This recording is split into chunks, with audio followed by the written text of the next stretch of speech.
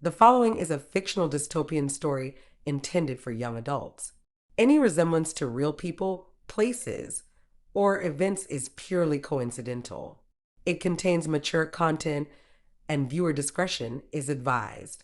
This essay is titled, "I'm as mad as hell and I'm not going to take this anymore." An open letter to my boomer grandfather. Dear grandfather, thank you once again for sending the same sad sack letter of entitlement and guilt you've been sending me for the better part of 15 to 20 years.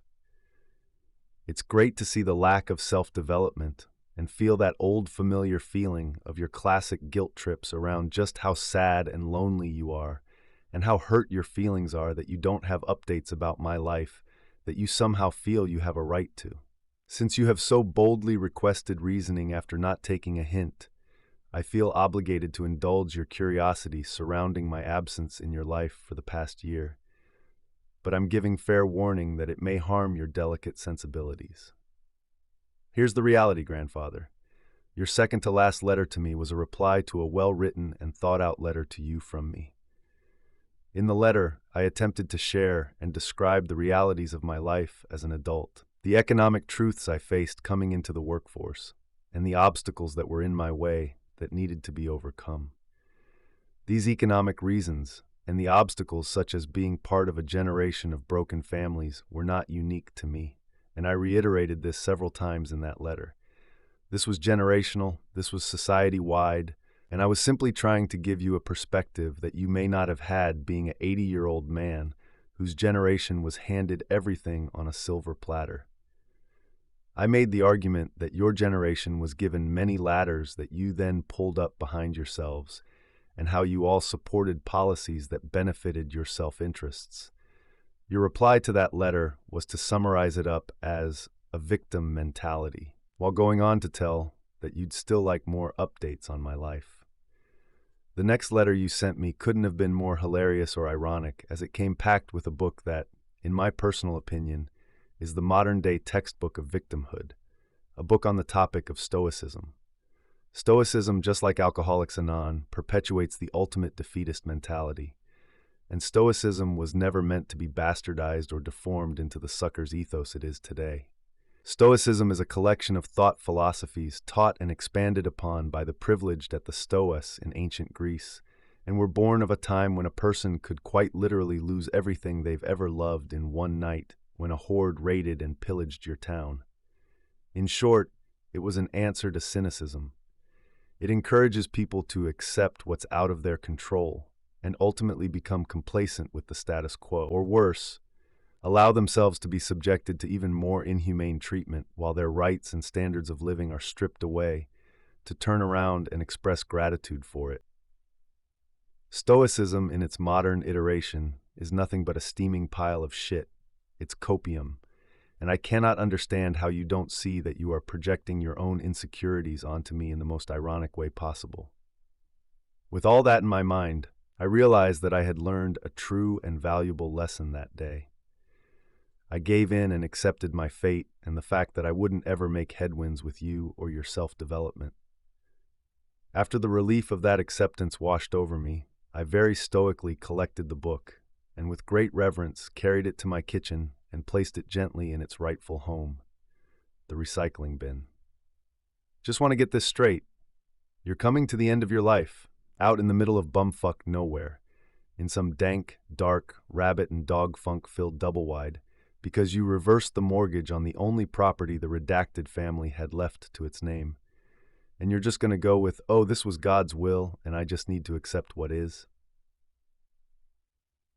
You're choosing the second to easiest way out by picking up Stoicism in an effort to absolve yourself of your own shortcomings and failures before you leave us.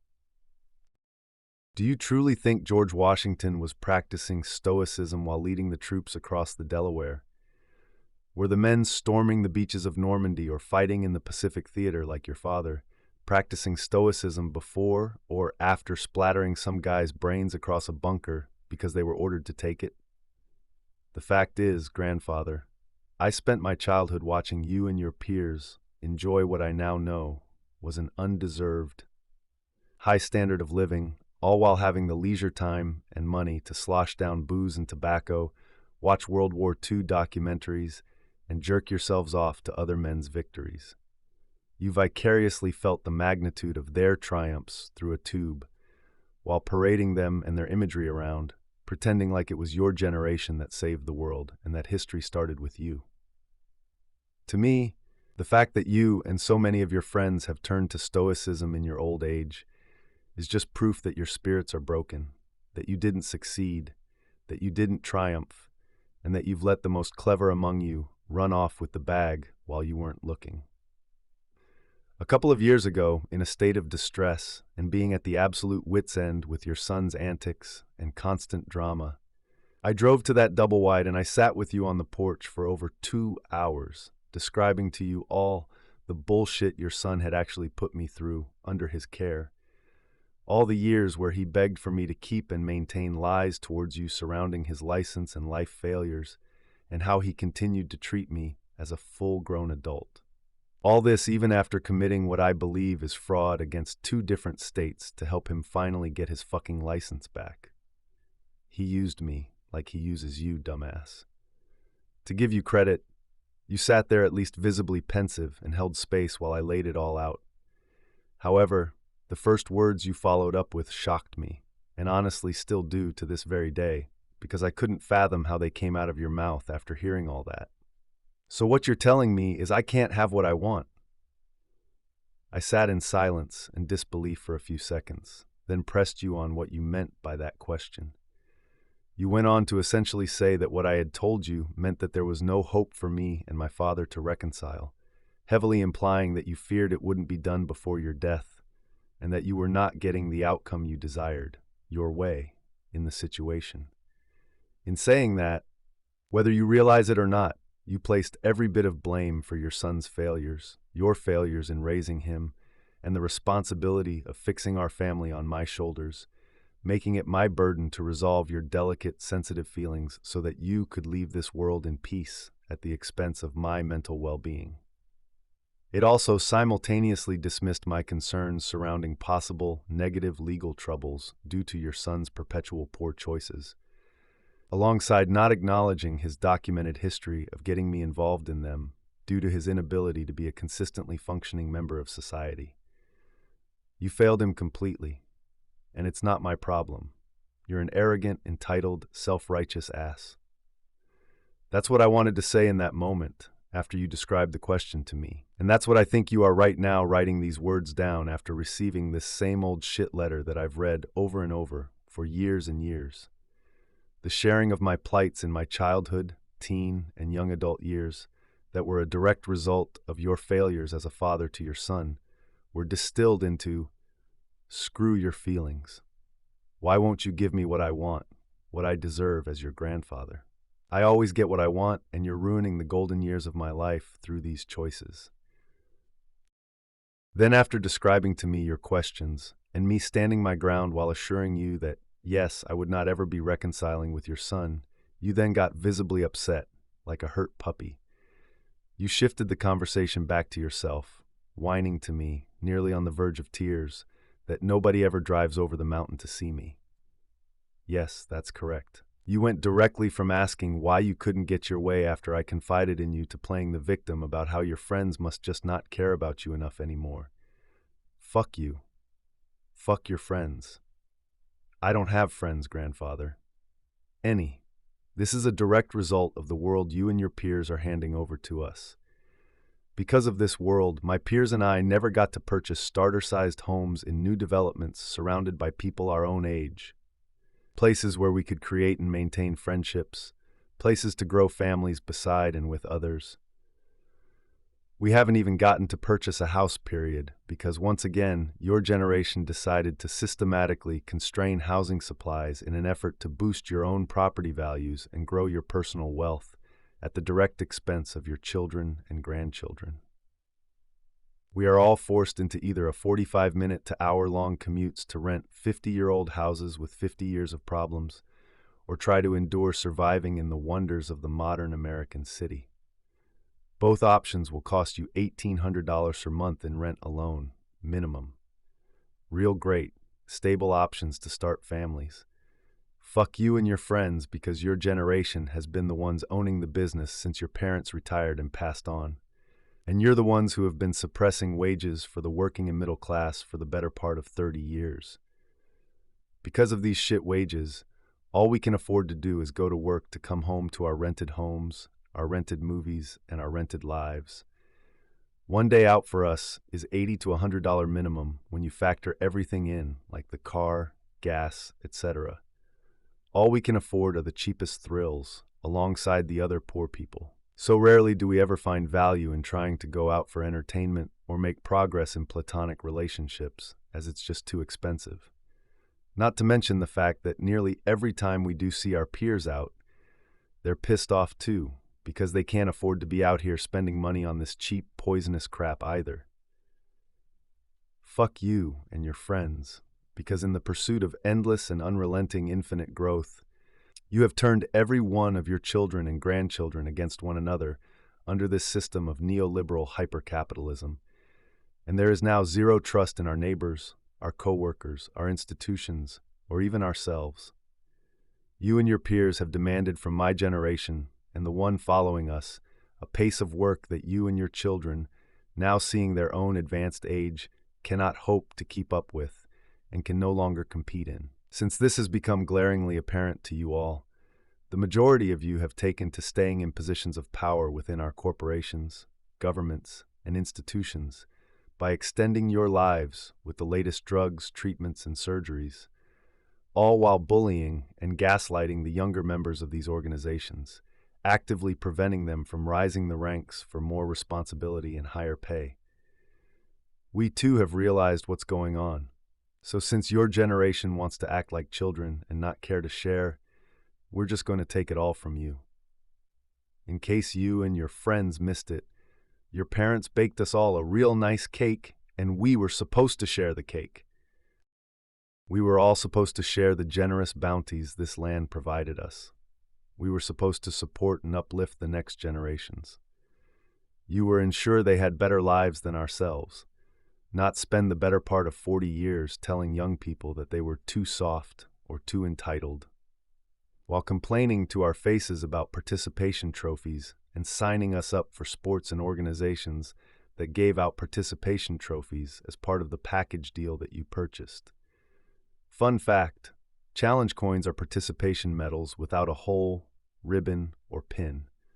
While you and your friends got to work things out with a fuck around and find out mentality, socking each other in the fucking mouth for talking shit, you decided that your kids and grandkids should be disciplined with uniformed police officers in our schools, and under the looming threat of being charged with real crimes like assault and battery, potentially ruining a kid's life before it's begun.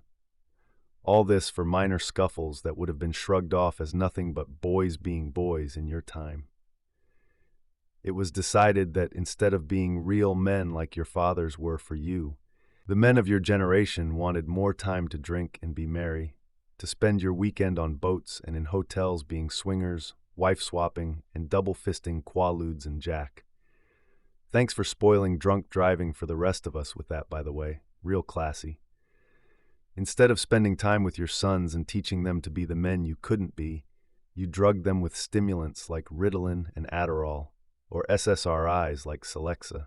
You had them sent to therapy or worse, military schools and boys' homes, for finding a few grams of weed in their sock drawers while you were violating their privacy, then treated them with tough love instead of loving them and teaching them.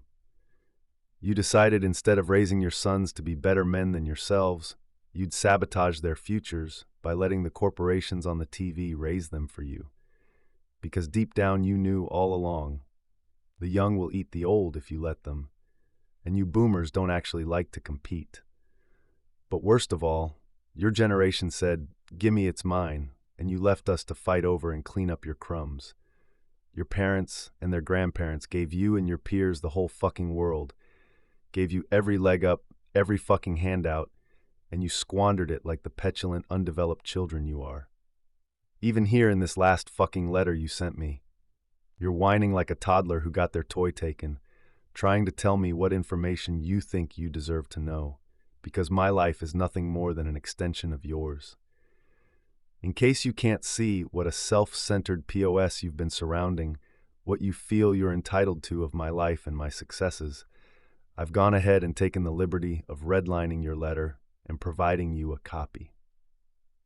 The letter you wrote me is the exact mentality of victimhood you tried to accuse me of, and the same letter you've sent time after time, year after year, that I've got dozens of in storage.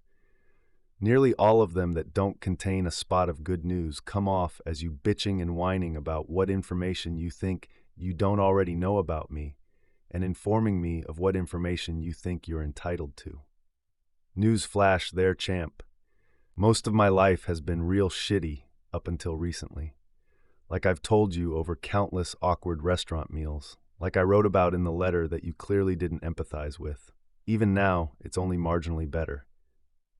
I hope through this lens you can begin to understand how the incessant projection of your idealistic hopes for my future, based on your outdated notions of the opportunities available, has made you quite an unpleasant thorn in my side for the better part of 20 years.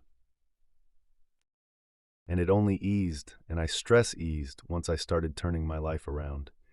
So please study my notes in great detail, as it could help expand your horizons and self-awareness when composing letters to others in the future. Consider this the last and final letter. Ever. I don't want a follow-up, reply, email, call, or text, not even a carrier pigeon. If you're planning on leaving me an inheritance, keep it and spend it on yourself. Better yet, give it to your son. He's always looking for his next golden ticket, and that way he can never come after me or be mad about any money you were planning on giving me. It's a win-win for everyone. My wife and I are doing as well as we can. The employment situation for young adults is dire. Continuing to have to work with your peers that have either chosen not to or can't afford to retire, as well as your generation's children, is proving to be more and more difficult and mind-numbing every day. The aforementioned groups destroy productivity and, as mentioned, cannot compete on our level nor keep up with the pace that is being demanded we now operate at. Because of the demands placed upon us at all hours of the day now in this hyper-capitalist hellscape, this large cohort of 2 generations has become ungodly whiny and bitchy, while simultaneously sabotaging our efforts to ascend into any new, higher-paying positions. All this while closing rank around themselves and gaslighting us until we quit our jobs in frustration, where we get to repeat the cycle all over again at the next shitty company.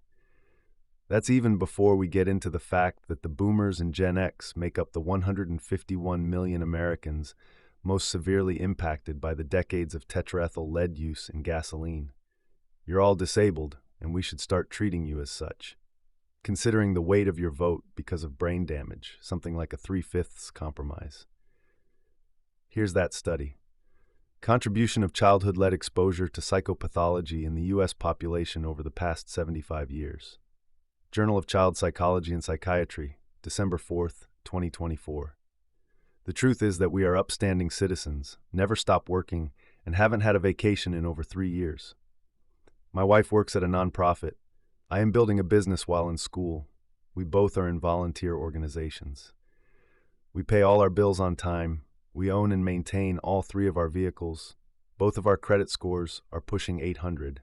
Yet for very obvious reasons, our budget starts at $0 every month, and we make no progress towards friendships, relationships, or generational wealth.